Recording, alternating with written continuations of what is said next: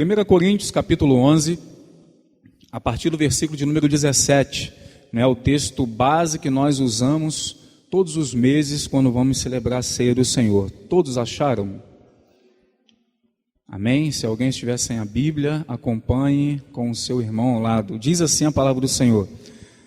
Paulo, quando escreve aos Coríntios, ele diz o seguinte: mas nisto que agora prescrevo, não posso elogiá-los, porque vocês se reúnem não para melhor, e sim para pior. Porque, antes de tudo, estou informado de que quando se reúnem na igreja, existem divisões entre vocês. E eu, em parte, acredito que isso é verdade. E é até necessário que haja partido entre vocês, para que também os aprovados se tornem conhecidos entre vocês. Quando, pois, se reúnem no mesmo lugar, não é a ceia do Senhor que vocês comem. Porque quando comem, cada um toma antecipadamente a sua própria ceia, e enquanto um fica com fome, o outro fica embriagado. Será que vocês não têm casas onde podem comer e beber? Ou menosprezam a igreja de Deus e envergonham os que nada têm? Que posso dizer a vocês? Devo elogiá-los? Nisto certamente não posso elogiá-los, porque eu recebi do Senhor o que também lhes entreguei, que o Senhor Jesus, na noite em que foi traído, pegou o pão e, tendo dado graças, o partiu e disse: isto é o meu corpo que é dado por vocês, façam isto em memória de mim. Do mesmo modo, depois da ceia, pegou também o cálice, dizendo: este cálice é a nova aliança no meu sangue. Façam isso todas as vezes que o beberem, em memória de mim. Porque todas as vezes que comerem este pão e beberem o cálice, vocês anunciam a morte do Senhor até que Ele venha. Por isso, aquele que comer o pão ou beber o cálice de forma indigna, será réu do corpo e do sangue do Senhor. Que cada um examine a si mesmo, e assim coma do pão e beba do cálice. Pois quem come e bebe sem discernir o corpo, come e bebe juízo para si.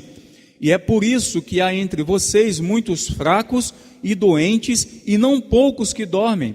Porque se julgássemos a nós mesmos, não seríamos julgados, mas quando julgados, somos disciplinados pelo Senhor, para não sermos condenados com o mundo. Assim, meus irmãos, quando vocês se reúnem para comer, esperem uns pelos outros. Se alguém tem fome, que coma em casa, a fim de que vocês não se reúnam para juízo. Quanto às demais coisas, eu as ordenarei quando for aí. Amém, amados? Os irmãos podem se assentar. Nós usamos esse texto base, para a celebração da ceia, porque Paulo, ele aqui no versículo 23, ele diz: olha, porque eu recebi do Senhor o que também vos ensinei.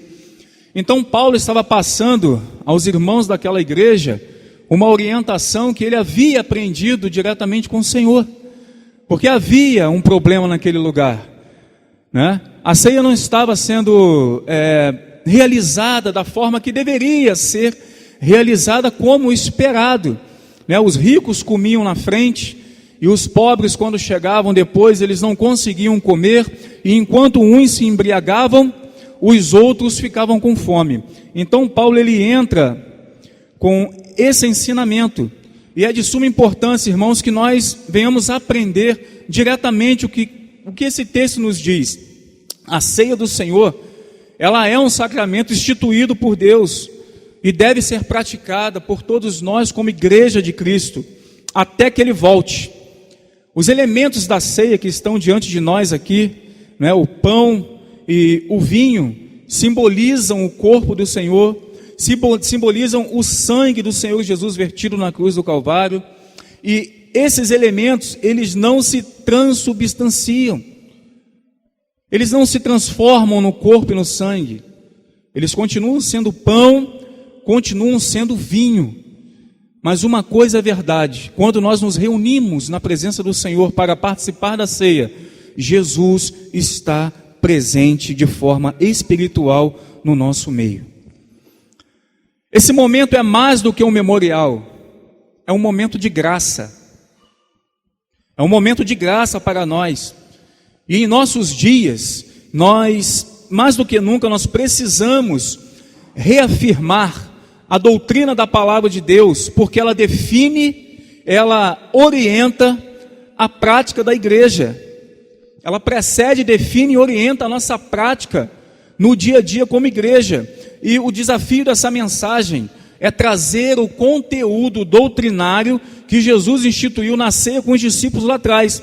E foi o mesmo que Paulo usou aqui nesse texto com os nossos irmãos lá de Coríntios. Nós, como igreja, precisamos, irmãos, recuperar o significado sacrificial da ceia do Senhor, relembrar como um sacramento da nova aliança.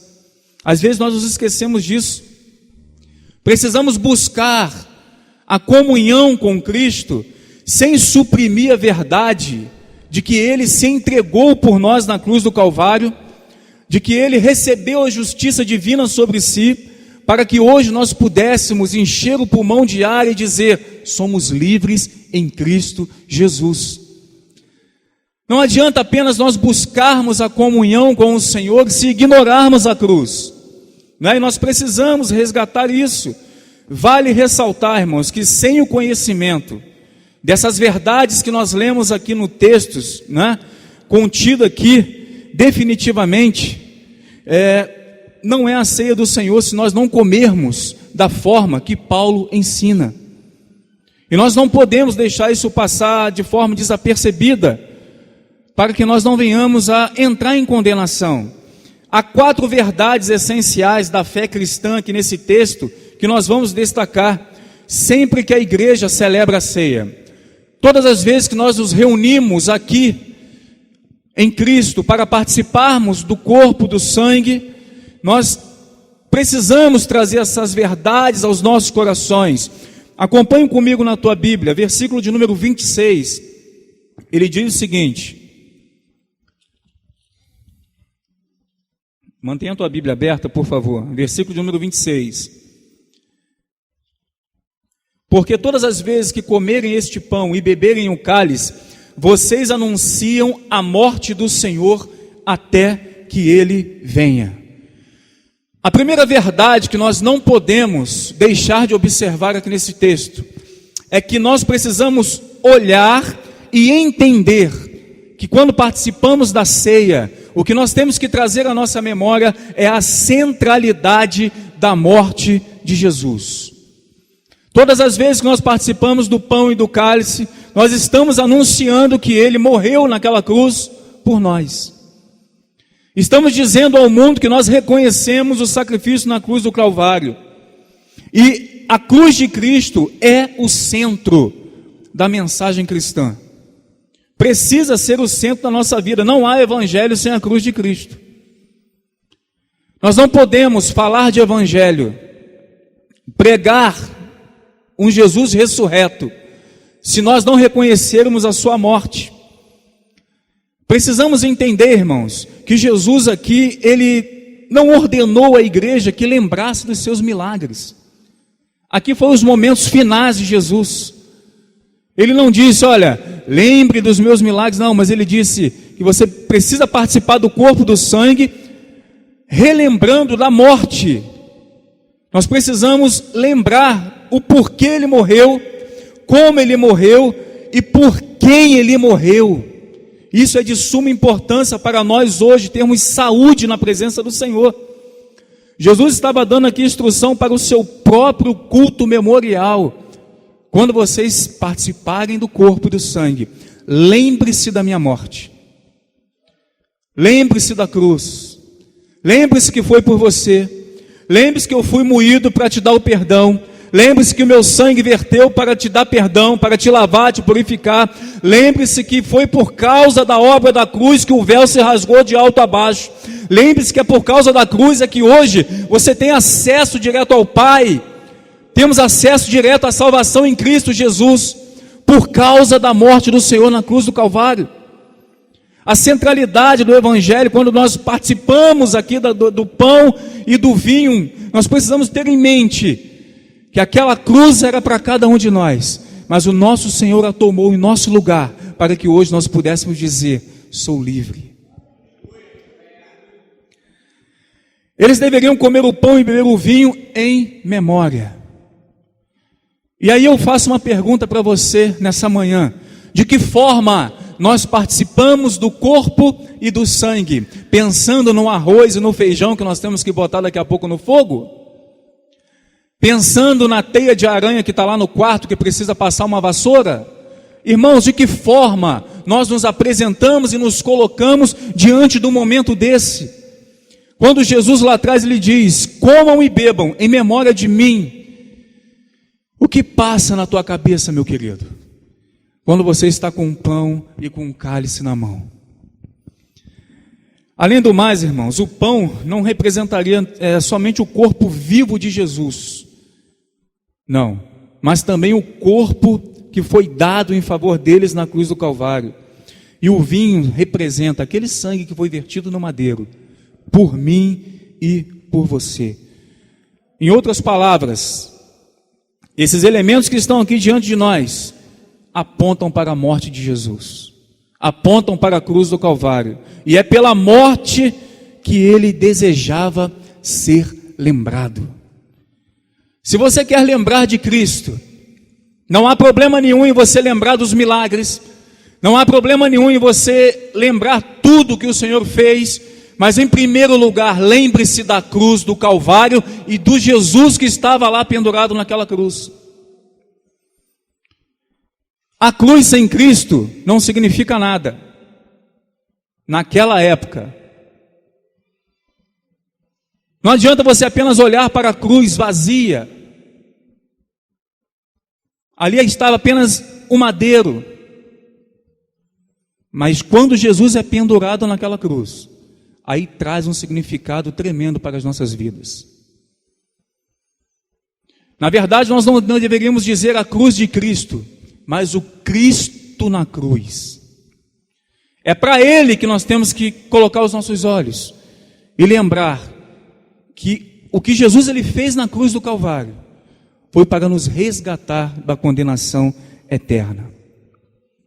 Então, quando nós estivermos reunidos, irmãos, para participar do corpo, participar do sangue, em primeiro lugar na tua mente deve vir a obra da cruz do Calvário. Redenção, vida, salvação, perdão, restauração, regeneração, foi por causa da obra na cruz do Calvário. Então olhe para lá, esqueça dos problemas, esqueça de tudo que você tem que fazer hoje, simplesmente se concentre na obra da cruz do Calvário. A segunda verdade está no mesmo versículo que nós lemos. O final do versículo 26, ele diz o seguinte, que nós anunciamos a morte do Senhor até que Ele venha.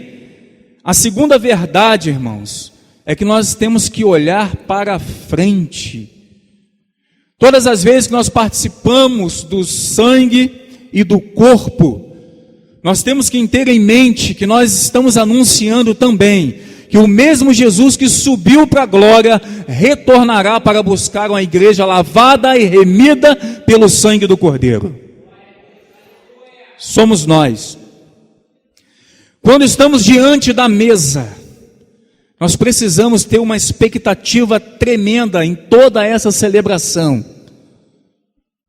vislumbrando a volta do nosso Senhor nas nuvens. Será que é isso que acontece? Se nós, irmãos, como igreja, nos descuidarmos desse tema da escatologia, nós vamos acabar praticando apenas a introspecção. Nós vamos apenas olhar para dentro de nós e, no entanto, somente através da observação externa, com foco na volta do Senhor Jesus, é que a igreja cumpre a sua responsabilidade. Por quê? O que está escrito lá em Marcos, capítulo 16, versículo 15. Ide por todo o mundo e pregai o evangelho a toda criatura. Se nós, ao participarmos da ceia, não vislumbrarmos a volta do Senhor Jesus, nós pecamos neste cumprimento aqui. Por quê? porque nós vamos entender que isso não é uma verdade. E quando isso é uma verdade dentro de nós, que Jesus está voltando, nós temos pressa em cumprir o ide do Senhor Jesus. Por isso, quando estamos diante da mesa, para participar deste momento, que é um memorial, mas um momento de graça, nós temos que ter em mente, no nosso coração, a certeza de que Jesus voltará para buscar a igreja. Não olhe apenas para dentro de você, mas olhe para fora, as circunstâncias, o que está acontecendo, tudo à nossa volta aponta para a volta do Messias, só não enxerga quem não quer. Mas quando estamos aqui, diante da mesa, nós precisamos enxergar, irmãos, que é notório a volta do nosso Senhor Jesus Cristo. E essa é, irmãos, a vinda do Senhor é a grande esperança da igreja. O que nós esperamos? Uma melhora aqui nesse mundo? As coisas vão de mal a pior, irmãos. De mal a pior. Eu postei no grupo da igreja algo que vai ser votado pelo Supremo Tribunal agora, dia 11, onde eles querem votar de novo acerca da ideologia de gênero, para ensinar o teu filho, o meu filho na escola, que ele pode escolher o sexo que ele quer ter. Está para ser votado, foi protocolado pelo PSOL.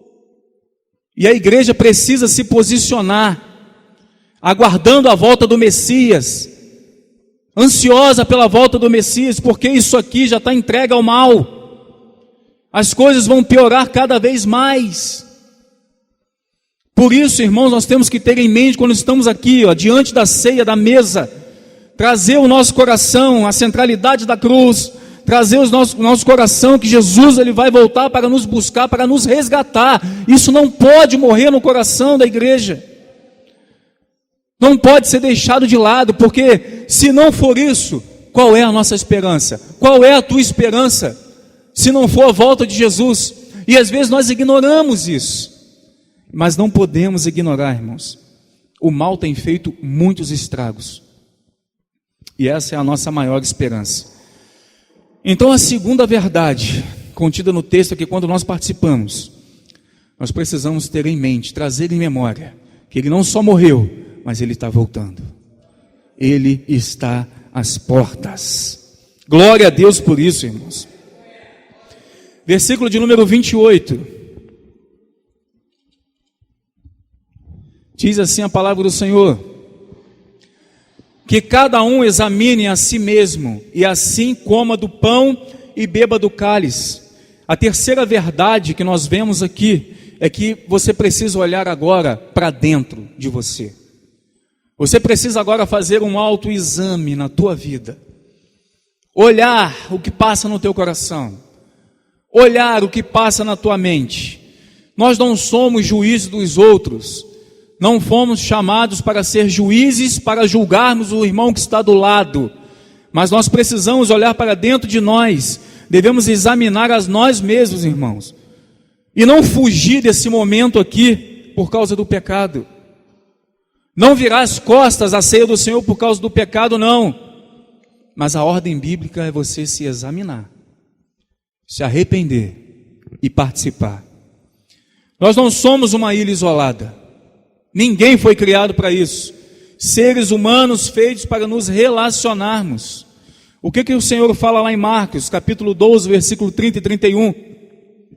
Amará, pois, o Senhor teu Deus e amarás o teu próximo como a ti mesmo. O que Jesus está estabelecendo aqui? Comunhão, cadeia de relacionamentos com Deus e com o próximo. Às vezes nós queremos participar do sangue e do vinho, apenas mantendo uma cadeia de relacionamento com Deus. Às vezes parentes entram dentro do templo e participam, mas um não fala com o outro. No entanto, a Bíblia diz que nós precisamos ter um relacionamento com o nosso próximo, quer queiramos ou não, irmãos. Nós vivemos em relacionamentos, os mais diferentes possíveis, com Deus, com a família, colega de trabalho, escola, universidade, com a tua vizinhança, no comércio, quando você vai comprar um pão, na igreja. Agora, o relacionamento mais difícil que nós temos que ter um cuidado com esse relacionamento é quando você se relaciona com você mesmo. Que às vezes nós enxergamos tudo, mas quando a gente olha para dentro de nós, nós temos dificuldade de ver, de compreender, não é? E de determinar se algo está certo ou não. É por isso que nós precisamos que a luz da palavra penetre, para que a gente possa enxergar com clareza. Quando nós estivermos fazendo o nosso autoexame, nós enxergarmos com clareza o que está aqui dentro. É o irmão que está ao teu lado que vai ver isso? Não, é você. Você sabe perfeitamente o que passa aí dentro. E hoje o Senhor está dizendo para você: olha aí para dentro, antes de você comer e beber, e ver o que passa aí dentro desse coração. Versículo de número 33. Assim, meus irmãos, quando vocês se reúnem para comer, esperem uns pelos outros. A quarta verdade que nós vemos aqui: nós precisamos olhar ao redor e ter a sensibilidade que nós precisamos dessa comunhão. Somos um corpo, não estamos separados um do outro, um só pão. Estamos reunidos aqui como família de Deus, irmãos em Cristo, filhos do mesmo Pai, mesmo corpo, onde o cabeça é Cristo. E o que deve nos unir? O amor. Essa comunhão, ela deve estar unida em amor. Na ceia nós encontramos com o Senhor e com os seus irmãos, não é isso? Quando nós vemos o Senhor realizando a ceia, lembra lá atrás que ele falou que a minha família são aqueles que fazem a vontade do meu Pai? Então ele estava ali, reunido, em família. E quando nós estamos, irmãos, nesse momento, é como se o céu estivesse tocando a terra. Não podemos menosprezar o momento da ceia. É tempo de comunhão. Pastor Júlio iniciou o culto dizendo que era tempo de união. E é tempo de união. É tempo de comunhão. É tempo de você se relacionar com seu irmão. É tempo, irmãos, de nós quebrarmos as barreiras que existem. 1 Coríntios capítulo 10, versículo 16, diz o seguinte: porventura, o cálice da bênção que abençoamos não é a comunhão do sangue de Cristo? Quando nós abençoamos o cálice, olha o que Paulo diz: o cálice da bênção que abençoamos não é a comunhão no sangue de Cristo? O pão que partimos não é a comunhão do corpo de Cristo? Quando ele diz aqui, o cálice da bênção, não é em sentido figurado, irmãos, é real. É real. E nós precisamos entender isso.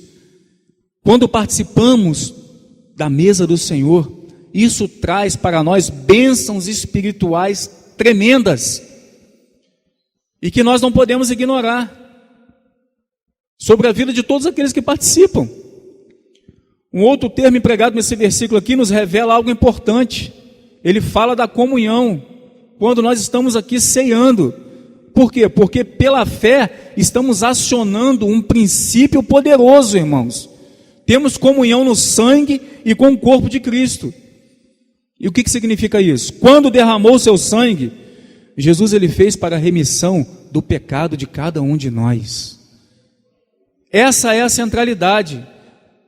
Quando participamos, irmãos, do sangue, isso traz purificação para a nossa vida, perdão, proteção contra o diabo, porque Satanás ele não pode passar além do sangue de Cristo. É por isso que essa marca é importante na nossa vida. O que significa ter comunhão com o corpo? O corpo de Jesus ele foi moído porque Ele tomou as nossas enfermidades na cruz do Calvário, a Bíblia nos relata isso, carregou as nossas dores sobre si, por causa das feridas do Senhor, nós fomos sarados. Quando nós participamos, irmãos, da mesa, isso traz cura para a nossa vida, cura, traz saúde para nós.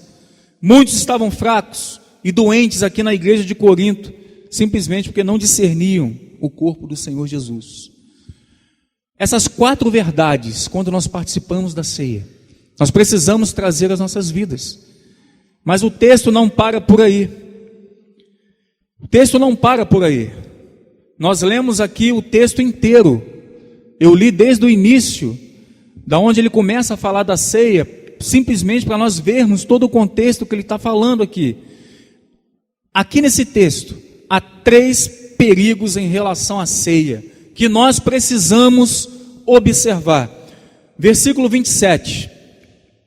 Por isso, aquele que comer o pão ou beber o cálice do Senhor indignamente, será réu do corpo e do sangue do Senhor. O primeiro perigo, participar da ceia do Senhor de forma indigna. Nós lemos o texto, participamos da ceia, mas às vezes isso passa desapercebido. A nossa dignidade é a consciência da nossa indignidade. Por quê? Porque nós não devemos nos assentar para participar da mesa de forma leviana. Não podemos participar de forma irrefletida, despreparada, irreverente. É isso que o texto está dizendo. Sabe por quê? Senão você come e bebe, trazendo juízo para a sua vida. Paulo ele diz aqui no versículo 27, será réu do corpo e do sangue. Quando você participa da ceia do Senhor de forma indigna, você está sendo culpado do corpo e do sangue da morte do Senhor Jesus. Quer isso para a sua vida? A pergunta que a gente faz, irmãos. Será que nós queremos isso para a nossa vida? Ao afirmar que quem come o pão ou bebe o cálice do Senhor indignamente seria culpado, o que ele está dizendo aqui? Ele está se referindo ao fato dos membros daquela igreja não estarem observando o modo correto de fazer a ceia. Era uma desordem tremenda naquele lugar, e nós não podemos deixar que isso aconteça no nosso meio. Tomar de forma indigna, isso não pode acontecer conosco, ignorando os ideais cristãos e se afastando do significado da morte do Senhor. Nenhum de nós, irmãos, é digno. Nenhum de nós é digno, no sentido de mérito. Nós não temos o mérito. Nós precisamos entender isso, de comer e beber a ceia. Não temos o mérito, mas todos nós precisamos nos achar dignos no sentido da condição espiritual, para participarmos do momento de comunhão com os nossos irmãos. Precisamos ter convicção do nosso compromisso com Cristo e com a sua igreja antes de participarmos da ceia do Senhor. Senão participamos de forma indigna. E quando isso acontece, nos tornamos culpados. E quem é culpado merece o quê? Condenação. É tão sério o que Paulo trata aqui, e a gente não para prestar atenção às vezes no que está escrito. Quantas vezes nós sentamos, participamos de forma indigna? Mas sou eu que vou dizer? Não, é você que vai ver quando você fizer a sua autoavaliação, quando você estiver olhando para dentro de você. Agora, sabe qual é o bom caminho? Aquele que confessa e deixa, alcança misericórdia. Esse é o bom caminho.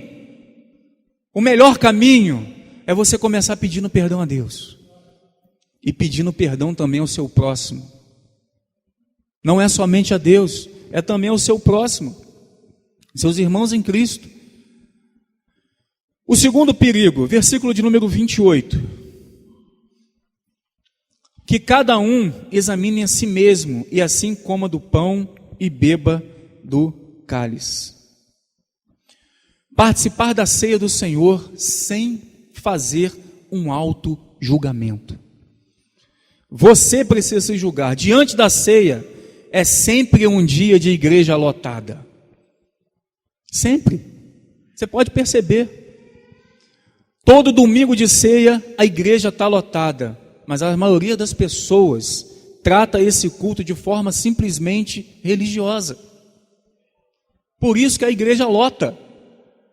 Eu preciso ir para a igreja porque hoje é a ceia. Hoje eu tenho que participar do pão e do cálice. Simplesmente porque vê como algo religioso, mas não entende tudo que está envolvido aqui nesse momento. E com isso acabam tendo muitos problemas. Muitos problemas. Muitos já morreram por causa da irreverência durante a ceia. Está aí na tua Bíblia escrito, está aí no texto que nós lemos. Tratar a ceia como algo comum abre brecha para colocar a sua vida em prejuízo. E quantos devem estar entrando por esse caminho? Às vezes passa desapercebido, irmãos, e a gente não vê. A gente lê, e às vezes não entende o que está escrito ali. Arrependa-se, meu irmão, antes de tomar a ceia do Senhor, para que não esteja em problemas depois. Nós não podemos ser condescendentes com nós mesmos e nem complacentes com o nosso pecado. Não podemos deixar isso acontecer. Devemos julgar-nos a nós mesmos para não sermos condenados com o mundo. Você precisa fazer essa autoavaliação para que a condenação não venha sobre você, a mesma que virá sobre o mundo. Haja com rigor com você em relação ao pecado. Com rigor, não é com seu irmão, mas com você. Seja rigoroso em saber definir aquilo que está errado e consertar isso aí. Não é isso? Agora, tenha um profundo amor e paciência com seus irmãos. Amém, irmãos? O terceiro problema que nós vemos aqui, versículo 29. Esse aqui então, nós lemos e não prestamos atenção no que está escrito. Olha o que Paulo diz, tratando acerca da igreja de Corinto. Pois quem come e bebe sem discernir o corpo, come e bebe juízo para si. Come e bebe o quê? Juízo. Come e bebe o quê? Condenação. E ele continua, versículo 30. E é por isso que há entre vós o quê, irmãos? Muitos fracos, doentes, não é isso? E não poucos que dormem, ou em outras versões, que já dormiram. Está escrito aí. O que significa discernir o corpo, irmãos? Você precisa ter um entendimento que faz parte de um corpo. Se você não consegue compreender que você faz parte do corpo de Cristo, ou você não se considera um participante do corpo, não tem o porquê você ter comunhão na mesa. Porque você acaba não discernindo, você acaba não entendendo, e com isso você atrai juízo e condenação para a tua vida. Igreja não é lugar de ajuntamento apenas. Não é, de pessoas. E depois cada um vai para a sua casa, pronto, final e acabou. Existe uma aliança aqui. Existe uma aliança aqui. O sangue representa isso. A nova aliança em Cristo Jesus. Não é apenas um ajuntamento. Tem uma aliança. Tem um compromisso. Tem uma responsabilidade da igreja com Jesus, da igreja com a sua palavra. E a ceia é exatamente para você discernir o corpo de Cristo, para você entender. Se você não discernir, você acaba não vivendo os privilégios que a ceia pode trazer para a sua vida, irmãos. O crente, ele precisa discernir o corpo que foi moído na cruz do Calvário. Precisamos entender isso, que foi uma obra de redenção ao nosso favor. Eu acho muito interessante que o que Paulo está dizendo aqui é que muitas pessoas, por não entender isso, estão doentes, estão fracas e muitos dormiram. Pessoas morreram prematuramente porque participavam da ceia sem discernir e entender o corpo de Cristo, o sangue e tudo isso, o que isso tudo significa. O texto que nós lemos, mês após mês, ou todas as vezes que a ceia é celebrada, nos diz exatamente isso, que nós temos uma responsabilidade grande ao participarmos do corpo e do sangue. Não traga condenação para a tua vida. Olha para dentro de você. Conserte o que tem que ser consertado. Peça perdão. Se arrependa. Quantas pessoas vão cambaleando na sua vida espiritual e nunca se levantam? Irmãos, será que não é por causa de um momento desse? De se assentar levianamente, de não entender, de não discernir nada, simplesmente vem, senta, come um pedaço de pão, toma um pedaço de suco e vai embora como se nada tivesse acontecendo.